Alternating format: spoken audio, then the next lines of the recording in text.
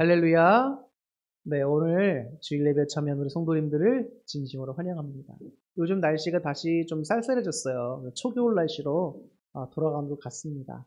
이때가 또 감기 걸리기가 딱 좋은 것 같아요. 여러분도 옷 애매하게 입고 다니지 마시고 벗으면 좀 더우면 좀 벗으면 되니까 차라리 옷을 조금 따뜻하게 얇은 거 여러 겹을 좀 입고 다니는 게 좋을 것 같습니다. 감기 조심 잘 하시고 건강 관리 잘 하실 수 있기를 바랍니다.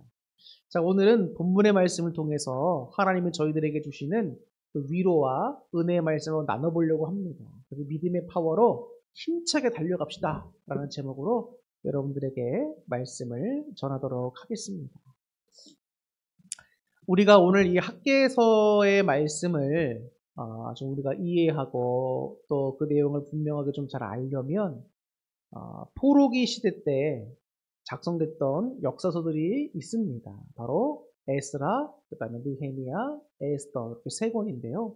이 세 권의 내용도 우리가 같이 좀 살펴보는 것도 필요하고, 그 다음에 그 포로기 시대 때 스룹바벨이 1차 기원했을 때 이제 영도자로 세워졌던 사람인데요. 1차 기원 때부터 이제 활동했던 선지자 두 명이 있었습니다. 그게 바로 한 명이 학개고 한 명은 스가랴입니다. 학개보다 조금 뒤늦게 활동한 선지자가 스가랴였는데 학개와 스가랴 선지자 두 명은 모두 다 스룹바벨이 하나님의 성전을 건축하기 시작하고 또 중단됐을 때 힘을 내라고 열심히 하나님의 말씀을 선포했던 선지자들입니다. 그렇기 때문에 우리가 학개의 말씀을 읽거나 스가랴서의 말씀을 읽을 때는 에스라, 그 다음에 에스더, 느헤미야 이 모든 세 권들을 우리가 다 종합적으로 살펴보는 게 필요해요. 그래서 오늘은 짧지만 간단하게 살펴보면서 학개에서 우리에게 주는 귀한 말씀은 뭔가 좀 우리가 알아가보는 시간을 가져보려고 합니다. 그래서 에스라, 느헤미야, 에스더 이 세 권의 책은요, 아까도 말씀드렸지만 포로 귀환 시대의 이스라엘 민족의 역사를 다루고 있습니다. 그래서 기원전 539년부터 331년까지가 이제 포로 생활했던 기간인데요. 그 중에서 539년부터 400년 정도까지, 즉 1차, 2차, 3차 귀환 내용들이 담겨 있는 책들이 에스라, 느헤미야, 에스더 이런 책들입니다. 자, 근데 에스라 같은 경우에는 이제 3차 포로 귀환 직전까지 이제 역사를 담고 있어요. 1차부터 3차까지. 그래서 수르바벨 성전 건축하는 내용들이 나오고요. 또 에스라가 이제 학사 겸 제사장으로서 신앙개혁을 이제 하는 내용들이 에스라서에 나오게 됩니다. 그리고 이어지는 역사는 느헤미야서입니다.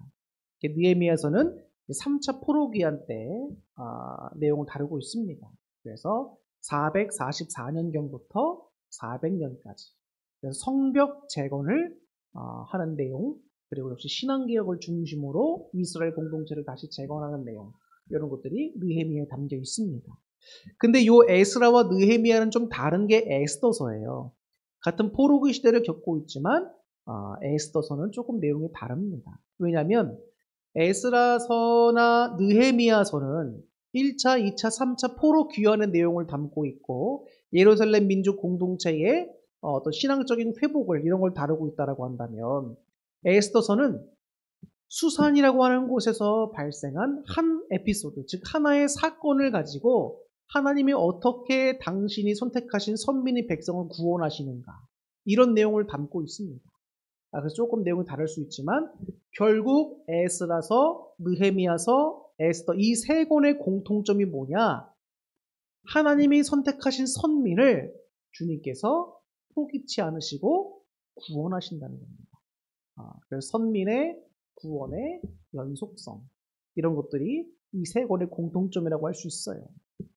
자, 그러면 우리가 연도별로 좀 살펴보면서 이스라엘 역사를 좀 살펴보면서 내용을 좀 보도록 하겠습니다. PPT 한 장 넘겨주세요. 자, 여기 보면 연대표가 나옵니다. 자, 기원전 722년에 북이스라엘이 아수르에서 멸망당하고 맙니다. 그래서 이 아수르가 북이스라엘을 멸망시킨 다음에 북이스라엘에 있던 많은 사람들을 강제적으로 이제 아수르 제국내 영토로 이주시킵니다. 그래서 그곳에서 이제 다양한 민족의 사람들이 결혼하고 살면서 혼합되어지게 만들어요. 순수 혈통 민족이 사라지고 이제 혼합 민족으로 만들게 되는 정책을 펼치게 됩니다. 그러면서 여호와의 백성이라고 하는 선민이라고 하는 순수성의 혈통을 여기서 북이스라엘은 상실하게 됩니다. 이 이유 때문에 남유다에 있던 하나님의 선민 백성, 남유다 백성들은 같은 백성들이었지만 사마리아인들을 같은 신앙인으로 취급하지 않았습니다. 하나님의 선민으로 취급하지 않았어요. 예, 그런 역사가 그런 이유들이 이 역사 가운데 담겨 있게 됩니다. 그러다가 북이스라엘 먼저 멸망했고 기원전 605년에 바벨론이 남유다를 1차적으로 침공합니다. 그러면서 이때 남유다에 있던 이제 왕족들이나 귀족들 또 뛰어난 이게 머리가 좋은 사람들을 포로로 잡아갔는데 그 중에 대표적인 사람이 다니엘서의 주인공 다니엘입니다. 1차 포로 때에 잡혀갔고요. 그 다음에 2차 침공, 바벨론의 남유다 2차 침공이 597년에 일어나게 됩니다. 그래서 이때 여호야긴 왕도 잡혀가게 되고 그다음에 선지자 에스겔서를 작성한 선지자 에스겔도 여기 대표적으로 잡혀가게 됩니다. 그리고 마지막 3차 바벨론의 남유다 침공이 586년에 일어나게 됩니다. 그래서 이때 시드기야 왕도 포로로 잡혀가게 되고 많은 사람들을 유력자들이 잡혀가게 됩니다.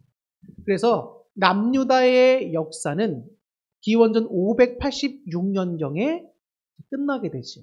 완전히 이스라엘 민족들이 다 북이스라엘 남유다가 다 멸망하게 됩니다. 네. 그러다가 이제 포로 생활을 이제 하게 되죠. 바벨론에 가서 이제 포로 생활을 하게 되는 일들이 발생합니다. 이 남유다가 멸망당했을 때 느부갓네살 왕이었는데 바벨론에는 그 느부갓네살 왕 이후로 많은 왕들이 바뀝니다. 그리고 바벨론이 또 다른 나라에 지게 되고 또 나라가 바뀌게 돼요.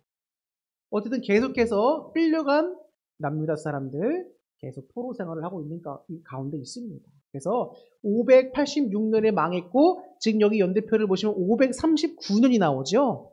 네, 거의 한 50년 정도 흐른 것 같은데. 자, 바사는 페르시아를 말합니다. 즉 바벨론이 페르시아에 의해서 다 멸망당한 거예요. 이제는 바사왕 고레스가 이제 왕으로서 등극하게 되는데요. 이 바사왕 고레스가 538년에 고레스 칙령을 내립니다. 그 칙령이 뭐였냐? 이것은 722년에 북이스라엘을 멸망시켰던 아수르라든지 바벨론은 서로 공통된 식민 정책을 펼치고 있었어요. 그게 뭐였냐면 강제적으로 사람들을 자신들의 제국 내 땅으로 이주시켜서 이제 민족 혼합 정책을 피는 겁니다. 그러면서 종교적으로도 그렇고 문화적으로도 그렇고 혈통적으로도 그렇고 다 이제 말살해버리는 그런 정책을 폈습니다. 근데 이 페르시아 왕이었던 고레스 왕은 그런 정책과는 노선을 달리했습니다. 그래서 고국으로 돌아갈 사람들은 자유롭게 돌아가라. 그리고 너희들이 그곳에서 너희들이 섬기는 신도 섬길 수 있도록 다 허락해주겠다. 그리고 일부적이지만 너희들에게 권한을 주어서 스스로 자치할 수 있는 권한도 주겠다. 이런 좀 자유롭고 평화로운 그런 식민 정책을 이제 펴게 됩니다. 그러면서 이 고레스 칙령, 538년 고레스 칙령을 통해서 남유다 백성들이 포로로 살다가 다시 본국으로 고향으로 돌아갈 수 있는 기회를 얻게 된 거예요. 그래서 이것을 성경에서는 하나님의 귀한 은혜라고 표현되고 있어요. 그래서 538년도에 바사왕 고레스가 고레스 칙령을 내렸고 그 이듬해인 537년에 제1차로 포로 귀환이 일어나게 됩니다. 자, 이때 이 귀한 민족을 이끌었던 영도자는 세스바살이라고 하는 여호수아가 한 명 있었고요. 또 한 명은 스룹바벨이라고 하는 사람입니다. 그래서 스룹바벨과 세스바살 이 두 사람이 유다 왕족이었고 이 1차 귀환의 영도자로서 이 백성들을 이스라엘 예루살렘으로 다시 이끌게 됩니다. 자, 이 세스바살과 수룹바벨이 예루살렘으로 복귀해서 했던 일이 있습니다. 그것은 바로 성전을 재건하는 일이었어요. 그래서 537년에 이제 복귀를 하기 시작했고, 그 다음에 준비 과정을 거쳐서 1년이 지난 후에 536년에 성전 재건 공사를 시작하게 됩니다. 그래서 536년 2월에 비로소 이제 성전 공사가 시작이 됐고, 성전 공사를 짓기에 앞서서 먼저 그 바닥에 지지대를 놓는 공사를 했습니다. 이제 막 공사가 시작된 거예요. 근데 거기서 공사가 탁 중단되고 맙니다. 자, 아까 말씀드렸던 722년에 북이스라엘이 멸망한 이후에 이제 서서히 형성된 무리가 있습니다. 그러다가 기원전 586년 남유다 멸망 이후에는 이제 팔레스타인 전역에 급격하게 뿌리내린 사람들이 있어요. 그 사람들이 누구냐면 바로 북이스라엘인들과 이방인들이 결혼하고 살면서 낳은 후손들, 그 혼혈 민족들이 이제 팔레스타인 전역에 자리 잡고 뿌리내리기 시작합니다. 근데 와가지고 이스라엘 백성들이 이제 오랜 시간 지나게 와가지고 다시 예루살렘 성에다가 정착하고 성전을 짓고 살아가고 있네. 자, 그러니까 이제 이런 것들이 자신들의 세력을 위협할 수 있기 때문에 방해 작전을 펼치게 되는 거죠. 사마리아인들의 시기와 질투, 방해 공작이 막 일어나게 됩니다. 또 사마리아인들의 위협뿐만 아니라 여러분 생각해 보세요. 바벨론에 의해서 예루살렘 성과 성전이 다 무너졌단 말입니다. 거기서 또 오랜 시간이 흘렀잖아요. 그러면 여러분 예루살렘 성과 그 포로 귀환민들이 왔던 그 지역은 여러분 정말로 쑥대밭이었던 거예요. 쑥대.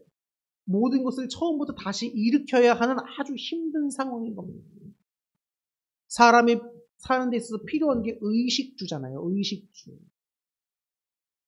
근데 여러분 잘 집도 마땅치가 않아서 그런 거처들도 마련해야 됐고 또 먹는 식량도 있어야 됐습니다. 그죠?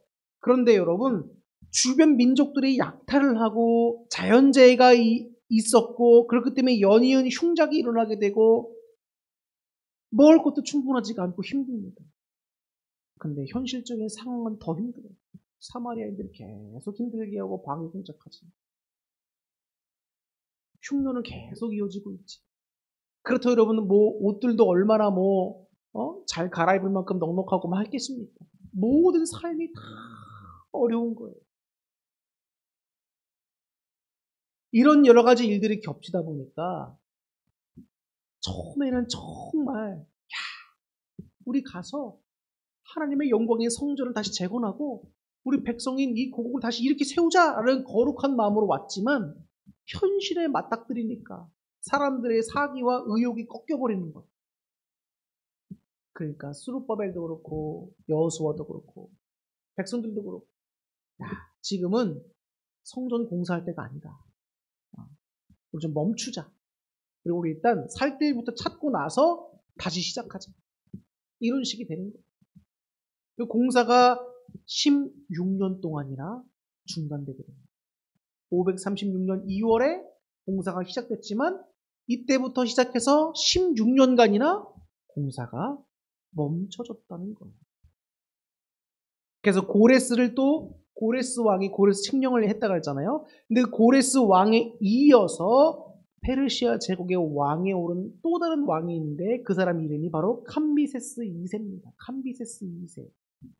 자, 이 사람은 또 어떤 왕이었냐면 팔레스타인 지역에 무관심했습니다. 물론 자기가 정복한 건 아니지만 다스리고 있던 땅들이잖아요. 그러면 관심을 갖고 좀 이렇게 잘 살펴보면서 다스려야 될 텐데 이 팔레스타인 지역에 전혀 관심이 없었다는 거예요. 그래서 고레스 왕이 약속했던 성전을 짓고 하는 데 있어서 필요한 원조들을 지원해 주겠다라고 했던 약속들을 이 캄비세스 2세가 중단해 버렸어요. 여러분 성전을 짓는데 물자 지원이 안 되면 어떻게 짓습니까? 현실적으로 말이 안 되는 거죠. 그것뿐만 아니에요. 그래서 포로 귀한 유대인들이 여러분 사마리아인들과 주변 민족들로부터 당해야만 했던 그 약탈, 거의 치안이 없던 그런 상태의 횡포까지 당하고 있었는데도 여러분 그냥 방치해버린 거예요. 자기 제국에 식민들이 이렇게 어려움을 겪고 있으면 다스려줘야 되고 이렇게 해줘야 되는데 전혀 그런 게 없던 겁니다. 이런저런 이유로 인해서 예루살렘의 성전 재건 공사가 16년 동안이나 방치가 되는 거예요. 기원전 536년에서 멈춰서 520년까지 공사가 멈춰졌습니다. 여러분 16년이라는 기간이 짧을까요? 16년 짧지 않은 기간입니다. 인생에서 16년이라고 하는 시간은요 여러분 엄청 긴 시간이에요. 우리 남성들은 의무적인 복무로 군대에 한 2년간 가지만 여러분 2년도 길다고 생각하잖아요. 실제로 긴 시간이 짧은 시간 아니에요. 근데 16년 동안이나 공사가 중단됐다라고 하는 것은 이제는 성전을 짓고 할 만한 힘과 여력들이 없다는 거예요. 삶에만 집중해서 살 수밖에 없는 환경과 그런 상태였던 겁니다. 여러분 사람을 연약한 존재라고 표현하는 이유가 있어요. 왜 그럴까요? 사람은 왜 연약한 면이 있을까요? 사람은 환경의 지배를 받기 때문입니다. 환경의 영향을 받아요. 지금 이 이스라엘 포로 귀환민들이 좋은 마음과 거룩한 마음을 가지고 왔지만 왕이 바뀌면서 성전을 지을 만한 물자 공급도 중단됐습니다. 주변에 있는 여러 민족들로부터 괴롭힘을 받습니다. 의식주 문제가 힘들어요. 그러니까 여러분 어떻게 되죠? 그런 환경 속에서 믿음들이 약해지고 생각과 의지가 꺾이는 거예요. 근데 저는 이 모습을 보면서 백성들의 이 모습을 보면서 이게 남 얘기가 아니구나 이런 생각이 드는 거예요. 이게 남 얘기가 아니구나. 우리의 모습을 보면은 여러분 우리의 모습도 환경 속에서 많은 영향을 받습니다. 물질의 문제, 건강의 문제, 삶의 환경의 문제, 대인관계의 문제, 신앙의 문제, 이루 말할 수 없는 여러 가지 정신적인 문제들, 다양한 환경 속에서 나를 둘러싸고 있고 나를 이루고 있는 여러 가지 요인 속에서 우리는 너무나 큰 영향들을 많이 받아요. 근데 그런 부정적인 환경과 영향 속에서 우리가 마음과 생각을 지키는 일이란 여간 어려운 일이 아닙니다. 사람은 그런 환경 속에 노출되어 있다 보면 낙심될 때가 많이 있습니다. 지금 이스라엘 민족들처럼 백성들처럼 마음과 의지가 꺾일 때가 있어요. 하나님을 믿는 신앙마저도 때로는 버겁고 힘들어할 때가 있습니다. 근데 여러분 그거 아세요? 요 때를 하나님께 꽉 붙들어서 하나님께 붙들려 있지 않으면 튕겨져 나가요. 하나님 안에서 튕겨져 나간단 말이에요. 내 스스로가 튕겨져 나가거든요. 그런데 힘든 상황 가운데서도 끝까지 믿음을 붙잡고 하나님한테 붙어 있으면 하나님이 그 사람에게 놀라운 은혜들을 주시는 걸 경험하게 됩니다. 여러분 이때가 여러분들의 신앙과 인생의 놀라운 분기점이 될 수 있는 역사를 경험할 수 있는 때예요. 내 힘으로 할 수 없을 때 정말 내 인생의 어려운 순간에 하나님을 만나고 그 은혜를 체험할 수 있는 기회가 된다니까요. 이렇게 사람들이 공사를 멈추고 10년 동안 있으니까 하나님께서 학계 선지자를 보내고 스가랴 선지자를 보냅니다. 그러면서 주시는 말씀이 내 성전은 이렇게 허무너져 있는데 너희들은 판벽한 집에서 거하는 것이 옳으냐라고 하나님께서 말씀하시면 나오잖아요. 하나님의 마음도 속상하다는 거예요. 현실 앞에 괴롭고 힘들어하고 의지가 꺾어버린 너희들의 모습을 하나님이 이해하지 못하는 것은 아니지만 너희들은 믿음으로 하나님을 의지함으로 성전 재건 공사와 하나님의 그 예루살렘을 다시 이렇게 세우는 그 일들을 감당해야 되지 않겠냐? 일어나 달려가야 되지 않겠냐? 믿음으로 주님 바라봐야 되지 않겠냐? 하나님이 그렇게 말씀하시는 거예요. 그러면서 소망이 되는 말씀들을 주시며 힘을 막 복돋아 올라주시는 겁니다. 이게 학개서와 스가랴의 말씀이에요. 이 말씀을 들은 여호수아와 스룹바벨이 다시 힘을 내어 백성들의 마음과 믿음을 다잡습니다. 그럼 다시 공사가 시작된 거예요. 우리가 신앙생활을 하면서도 삶을 살면서 낙심되고 힘들어할 때 우리의 그 낙심된 마음을 누가 이렇게 세울 수 있을까요?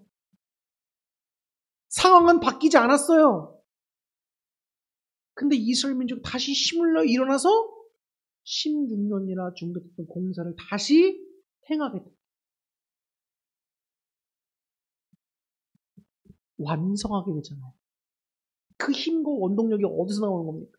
하나님께로부터 나온 거예요. 하나님께로부터. 우리는 여러분의 신앙과 삶의 고난과 어려움을 만났을 때 우리는 누구한테 위로를 받습니까? 여러분들은 누구를 의지하십니까?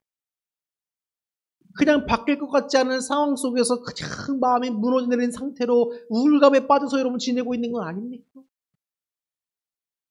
내가 지금 이렇게 신앙생활에서 뭐하나, 내가 지금 이런 삶을 살아서 뭐하나 여러분이 이렇게 낙심하고 힘들어하고 있지는 않습니까? 하나님은 정말로 살아계신가? 이런 상황과 환경을 다 보고 계시면서 이렇게 침묵하시는가? 여러분 혹시 신앙에 시험 들고 있지는 않습니까? 근데 아니에요. 하나님은 다 아시고 다 보십니다. 우리의 상황을 다 아시죠. 근데 하나님은 그 가운데서 우리에게 원하시는 것이 뭡니까? 현실과 상황은 이렇다 할지라도 믿음으로 주님을 바라보고 일어나 힘을 내어 달려가라는 거예요. 그 사명을 감당하고 완수하라는 겁니다. 하나님께서 우리에게 주신 것은 두려워하는 마음이 아닙니다. 용기와 능력과 믿음인 거예요, 여러분. 우리 주님은 못하시는 게 없는 전능하신 하나님인 거예요.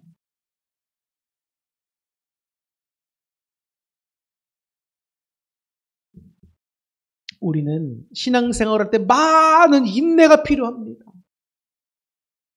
인내할 수 있는 힘이 있어야 돼요. 우리 아이들 공부하는 걸 보면요. 정말 치열하게 공부합니다. 어른들만 치열하게 사는 게 아니에요. 애들이 여러분 얼마나 치열하게 사는지 아세요? 아시잖아요. 아이들 키우는 분들은 너무 잘 아시잖아요. 근데 저 아이들이 책상에 앉아서, 상에 앉아서 공부를 3시간 막 열심히 막 집중해서 하는 모습을 볼 때에 저는 참 제가 부모지만 어른으로서 볼 때 참 딱하다. 이런 생각이 들어요. 아니, 초등학교 저학년도 막 하루에 막 공부를 3, 4시간씩 하니까. 그럼 쟤네들이 놀 시간이 어디 있고 친구들과 어울릴 시간이 어디 있습니까? 저희 때는 나가서 놀기 바빴거든요. 여러분들 아시잖아요. 우리 시대 때는 초등학교 때 공부를 그렇게 막 열심히 안 해도 막 하면 따라갈 수 있었어요. 근데 요즘 시대는 안 그래요. 초등학교 저학년, 유치원 때부터 초등학교 저학년까지 기본기를 차근차근 잘 다져놓지 않으면 따라갈 수도 없고 거기서 한번 놓쳐버리면 중학교, 고등학교 따라갈 수가 없어요. 그러니까 애들도 열심히 공부하는 거예요.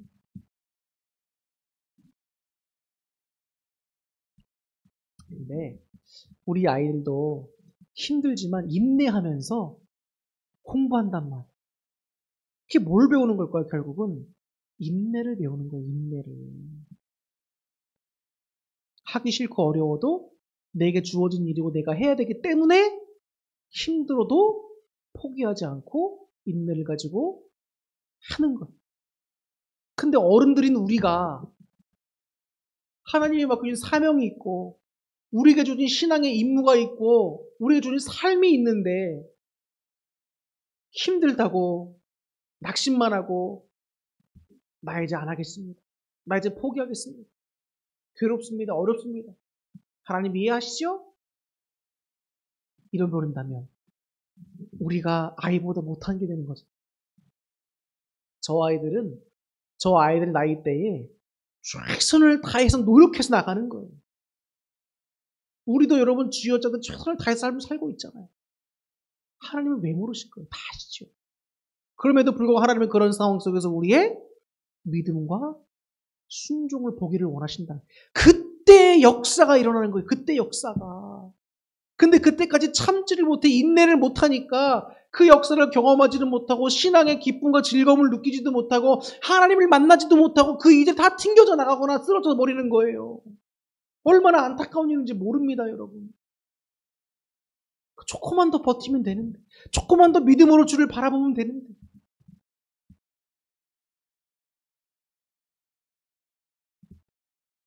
안타깝죠. 그래서 520년 16년 동안 중단됐다가 520년 다시 공사가 재개가 되고 4년 만인 516년에 끝내버려요. 성전 재건이 끝내버립니다. 놀랍죠. 그럼 하나님은 또 위로 말씀을 주시는 거예요, 백성들에. 여러분 제1성전, 첫 성전이 솔로몬 왕 때에 지어졌었습니까? 그때 여러분 얼마나 멋있게 잘 지어졌습니까?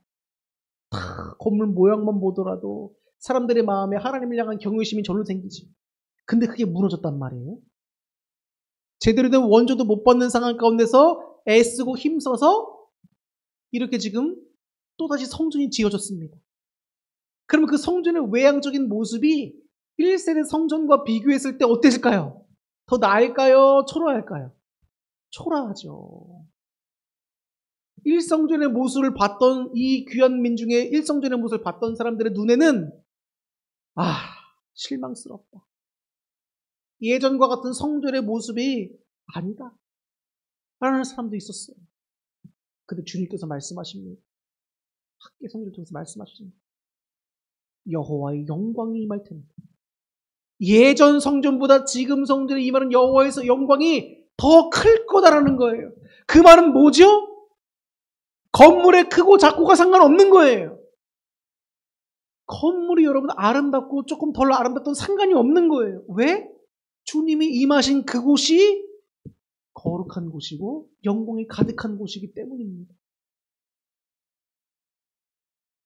우리 어울림 교회 여러분 교회가 좀 작다고 여러분 실망하거나 그러지 마세요. 부끄럽게 생각하지도 마세요. 여러분 비전교회 여러분 주눅 들 것도 없습니다. 왠 줄 아세요? 하나님이 우리 교회에 임하세요, 여러분. 그러면 이곳이 여러분 하나님이 임하시는 거룩한 성전 되는 거예요. 이곳에 만약에 하나님이 떠나시면 이곳은 아무것도 아닌 그냥 공간인 겁니다. 근데 하나님이 임하셔서 우리가 드리는 예배를 지금 받고 계신단 말이에요. 얼마나 귀합니까? 자, 한번 넘겨주세요. 그래서 520년에 학계와 스가랴 선지의 동료로 다시 성전 재건 공사가 재개되고 516년에 수르바벨 성전이 다 완공이 됩니다. 그리고 이 수르바벨이 1차 귀환이었다면 2차 귀환은 80년 후에 에스라가 영도자가 돼서 오게 됩니다. 근데 그 사이에 에스더의 내용이 들어가 있는 거예요. 자, 한번 넘겨주세요. 그 다음에 80년 후인 458년에 2차 포로 귀환이 아닥사스다 왕 시절에 에스라를 통해서 이루어지게 되고 그 다음에 3차 포로 귀환이 444년에 느헤미야를 통해서 이루어지게 됩니다. 그래서 오늘 학계 선지자 또 스가랴 선지자 이 두 선지자가 열심히 그 포로 귀환민들에게 외쳤던 이 일은 결국은 하나인 거예요. 성전 건축하는 거. 믿음을 가지고 사명감을 가지고 열심히 가지고 다시 일어나서 감당을 하라. 소망은 주님께 있다. 여러분 성전이 중요한 이유가 뭐죠? 그 의미가 중요한 이유가 뭐죠? 성전은 누가 임하신다고요? 하나님이 임하시죠. 그 말은 백성들 가운데 하나님이 함께 하신다는 상징이 되는 거예요. 그런데 그 성전을 처음에 힘들다는 이유로 짓지 않았다는 것은 하나님의 우리들의 마음의 중심이 있는 게 아니라 다른 것이 내 마음의 중심을 차지하게 되었다는 겁니다. 하나님은 뒷전이고 내가 원하는 것을 더 우선시했다는 거예요. 자, 근데 하나님의 성전을 지었습니다. 그 말은 뭐예요? 백성들의 마음속에 중심이 다시 하나님이 되었다. 그 하나님 우리와 함께 하신다. 여호와를 섬기는 백성으로서 기본적인 게 이제 갖춰진 거예요. 다시 회복된 거예요. 저는 꿈꾸는 것이 있습니다. 하나님께서 우리 어울림 교회를 지금 마치 영적 상태로 보자면 바벨론에 의해서 다 허물어진 그런 전을 포로 귀환민들이 와서 다시 건축하는 그 모습에 있다고 좀 생각합니다. 그 모습과 우리 교회 상황이 비슷해. 여러분 우리 교회도 과거에 여기서 막 70명까지 모였던 교회입니다. 상상이 되세요? 70명까지 모였었어요. 그런데 성도님들이 무슨 이유인지 모르겠지만 원로 목사님 계셨을 때였습니다.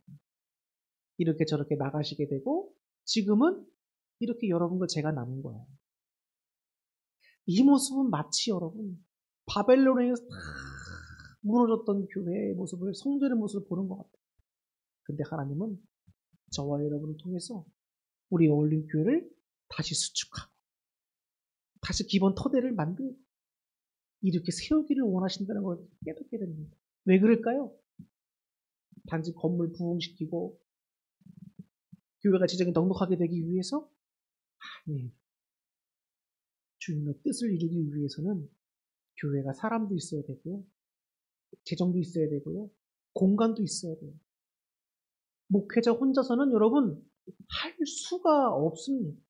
목회자가 지금 영적으로 붙들고 있는 거예요. 그러면 성도님들이 함께 참여하셔서 함께 일어나가야 돼요. 목회자와 성도님들이 함께 하지 않으면 여러분 교회가 일어설 수가 없습니다. 믿음으로 주님을 바라보고 소망을 두지 않으면 우리는 힘을 낼 수가 없어요. 우리 교회를 다시 이 예루살렘 성전이 세워지는 것처럼 우리 교회를 다시 이렇게 세워주실 분이 누구시죠? 결국에는 하나님인 거예요. 여러분 우리가 기도하면서 우리 교회의 부흥과 정말 우리 교회에 다시 일어서기 위해서 여러분 얼마나 기도하고 계십니까?